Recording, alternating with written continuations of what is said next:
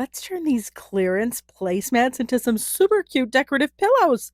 Hey everybody, it's Colette with Blessings Craft Therapy. If you didn't know, if you did, thanks for coming back. So look at these placemats. I got them at Hobby Lobby. They were 90% off. Paid like 90 cents. And all we're going to do, I'm using a seam ripper and it has to be, if you're going to do this, you have to use a 2-ply placemat, right? It has to have two pieces on it. So all I'm doing right now is ripping the seam, and you make the hole as big as you would like because we're going to add stuffing. And all right, yes, I usually use buffalo snow. I know that sounds crazy, but it comes in a sheet and you can roll it up, and you can usually get it really cheap after Christmas. So that's what I usually use. You can use fiberfill. It's fine, whatever. But you're going to stuff the pillow. Well, the placemat right now. There we go. All right, so then I have some clips and I have some fabric fusion. This is a no sew situation, friends. So we're going to add the fabric. You are going to freak out when you see how easy this is. Add the fabric fusion. I do I don't do the whole entire pillow yet. So all I did was add the fabric fusion in a line, and then I put the two pieces together and I add the clip.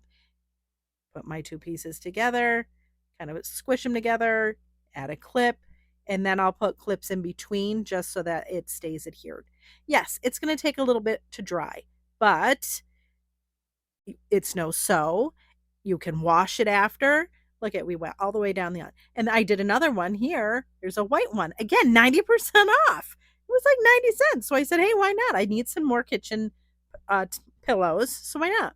And you'll see here, I used some batting in this one just because I didn't want it to be lumpy and bumpy. I just wanted it to be, a nice, firmer, flatter kind of pillow. So there we go. So all I'm doing is stuffing it just like we did with the other one. Easy peasy. You could even use old pillows. I mean, come on. And then again, fabric fusion. And again, I don't do the entirety just because this could get messy. So I go do the line, then I put my two seams back together. And I usually will go like, okay, we'll do the end here, but watch. I'll I'll do a longer line and I'll clip it, and then I'll put clips in between. Man, words are hard. Sometimes my menopause brain is like, yeah, no words coming out now. Sorry, come back later. Love me through it, but you get the gist.